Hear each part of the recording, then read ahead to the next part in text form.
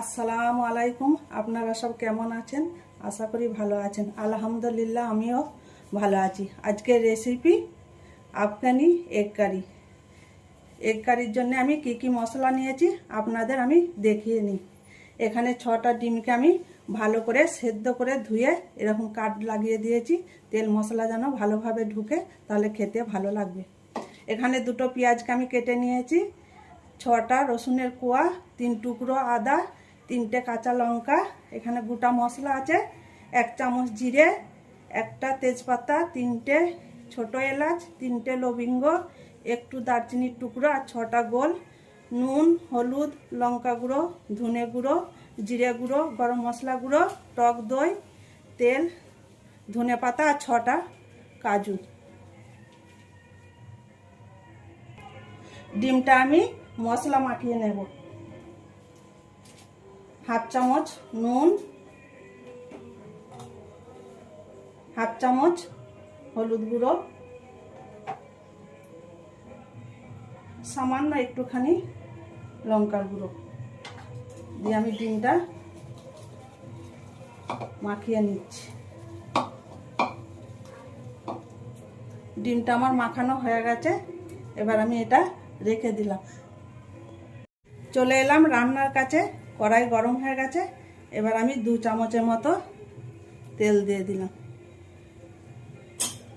তেল গরম হয়ে গেছে, এবার আমি 2টো পেঁয়াজ কেটে রেখেছিলাম এই তেলের মধ্যে পেঁয়াজটা দিয়ে দিলাম। 6টা রসুনের কোয়া দিয়ে দিলাম, 3 টুকরো আদা, 3টে লঙ্কা দিয়ে দিলাম, আর 7-8টা কাজু সেটাও দিয়ে দিলাম। এগুলো আমি হালকা করে 2 মিনিটের মতো ভেজে এর পেস্ট তৈরি করে নেব মিক্সচারে।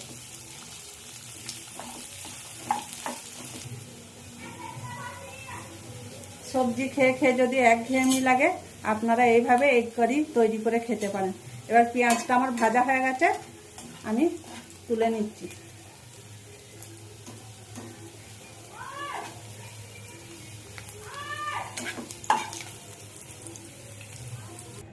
পেঁয়াজ মশলা আমার সব ভাজা হয়ে গেছে, এটাকে এবার ঠান্ডা করে মিক্সচার আমি পেস্ট তৈরি করে নেব। এবার ওই কড়াইয়ের মধ্যেই আমি আর একটুখানি তেল দিয়ে ডিমগুলো ভেজে নেব।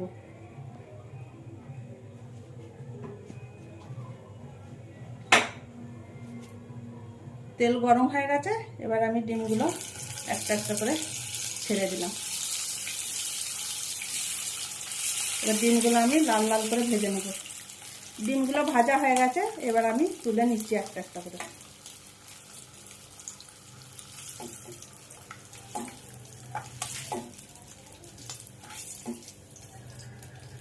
ডিমগুলো আমার সব ভাজা হয়ে গেছে, আমি তুলে নিলাম।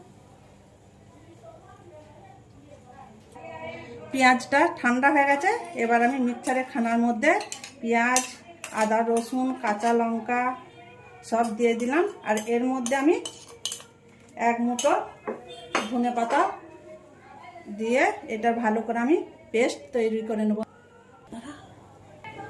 আবার এসে গেছি রান্নার কাছে। ওই কড়াইয়ের মধ্যেই আমি আর একটুখানি পরিমাণ মতো তেল দিয়ে আমি আফগানি এগ কারিটা রান্না করে নিচ্ছি।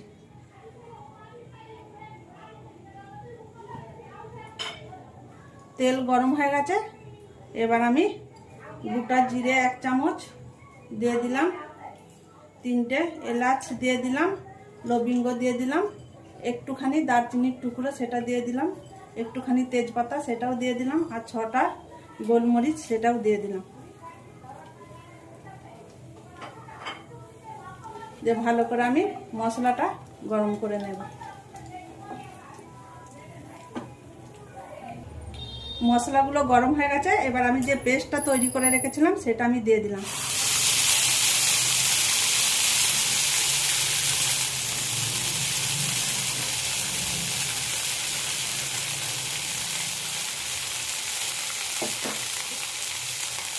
এবার আমি ভালো করে মশলাটা নাড়াচাড়া করে নেব 4-5 মিনিটের মতো। আমি যেভাবে এগ কারিটা তৈরি করছি আপনারা একবার বাড়িতে তৈরি করে খেয়ে দেখবেন, সবাই খুব প্রশংসা করবে। তাছাড়া 1 থালা ভাত 1 নিমিষেই আপনার শেষ হয়ে যাবে, বুঝতে পারবেন না।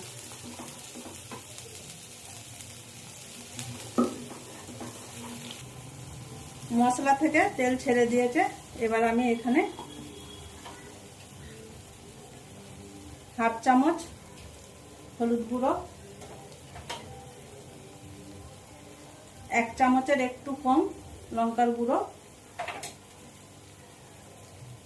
হাফ চামচ ধনে গুঁড়ো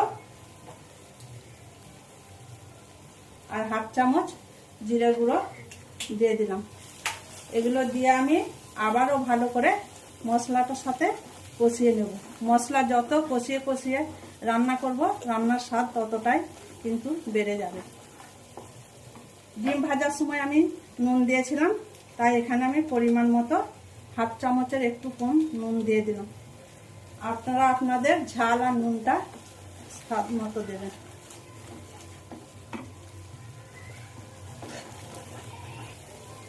এই দেখুন বন্ধুরা, মশলাটা আমার কি সুন্দর কষানো হয়ে গেছে বা তেল ছেড়ে দিয়েছে।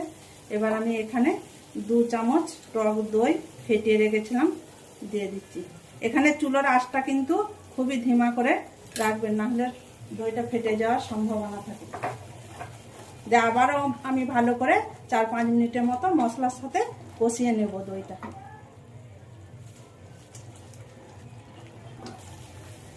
মশলাটা আমার ভালো করে কষানো হয়ে গেছে। এবার আমি পরিমাণ মতো এখানে পানি দিয়ে দিচ্ছি।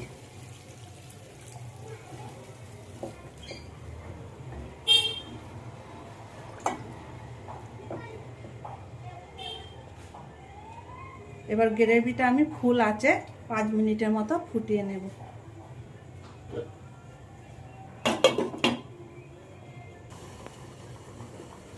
গ্রেভিটা ফুটে গেছে। এবার আমি ডিমগুলো এখানে একটা একটা করে ছেড়ে দেবো।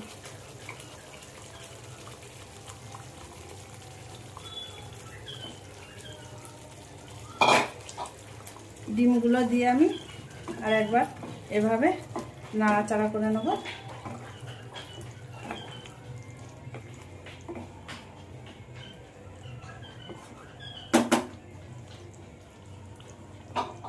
এবার আমি ঢাকা দিয়ে দিলাম। 5 মিনিটের মতো আমি ভালো করে আবারও ফুটিয়ে নেব।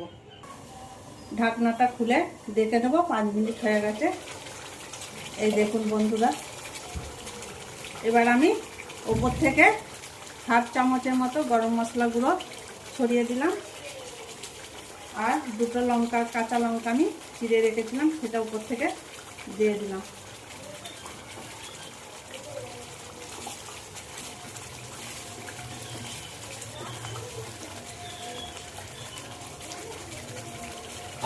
ফাইনালি আমার আফগানি এগ কারি তৈরি হয়ে গেছে।